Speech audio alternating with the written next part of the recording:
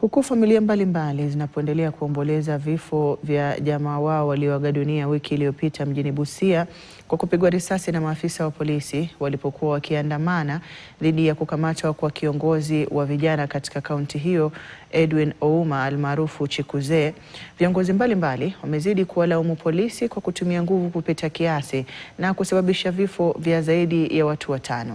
Viongozi hao wakiongozwa na mbunge wa Matayos Geoffrey Odanga, naibu gavana Arthur Odera na kiongozi kutoka kwa vuguvugu la Linda Mwananchi kaunti ya Busia, wamewalaumu polisi kwa kutumia bunduki katika kukabiliana na vijana waliokuwa wanaandamana na kusababisha vifo vyao, huku wakitaka idara ya polisi kuwajibika.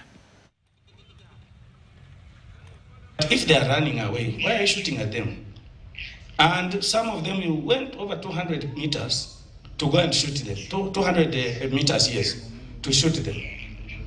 We are not happy as people of Busia.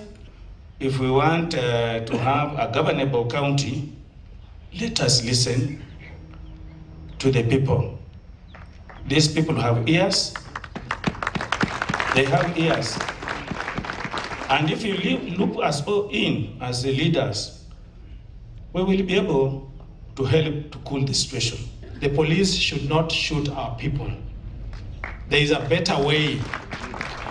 There is a better way. We can fight violence without killing people. And we must not have our young people wakikatiziwa maisha na polisi. There is a better way. They used more than what was supposed to do. You cannot respond to a mosquito's bite with a hammer. And that's why it has made us to lose almost 5 people. Ambao ni watu ambao familia zao zinafanya nini? Zinawategemea. Wengine ni wazazi, wengine hata walikuwa na bibi zao wanaenda kuzaa siku yenyewe hiyo.